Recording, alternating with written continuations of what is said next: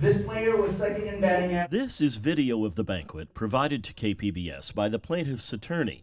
It shows the lead up to the Most Valuable Player Award for the Del Norte High School girls softball team being given to Superintendent Phelps's daughter, who we're not naming. The applause, or lack of it, is at the crux of the matter. This has been very traumatic for my client for the last 6 months. It's a daily emotional toll on her. Justin Reedon's client, who's referred to in a lawsuit as Jane Doe, says the problem started later in the evening of the banquet. These are texts, Doe says, the superintendent sent her, asking to talk. There is another screenshot showing the two did talk for more than half an hour. Reedon says Phelps accused Doe and her friends on the softball team of not clapping loud enough when her daughter received the Most Valuable Player Award. Though Doe subsequently apologized, the lawsuit says Phelps ordered school personnel to investigate the incident as a case of bullying. The lawsuit says Doe and her family were told they needed to sign a statement acknowledging the attempt to bully Phelps's daughter. They didn't, and that's when they say the investigation began. After that, the lawsuit says Phelps intimidated Doe and other softball players.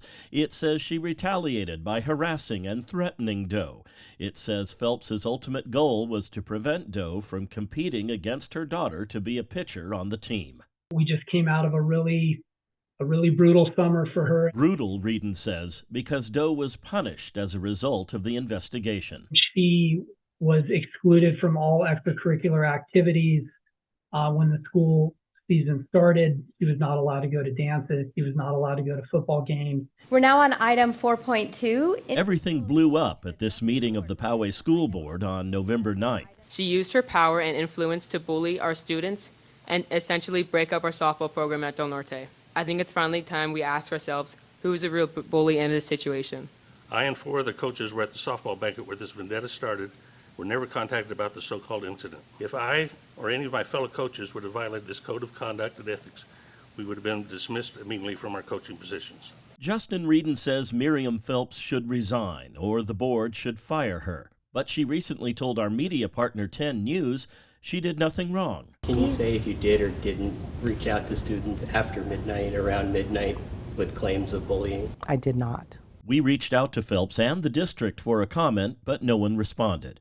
Attorney Reedon wouldn't say whether Doe and her family would drop the lawsuit if Phelps resigns or is pushed out.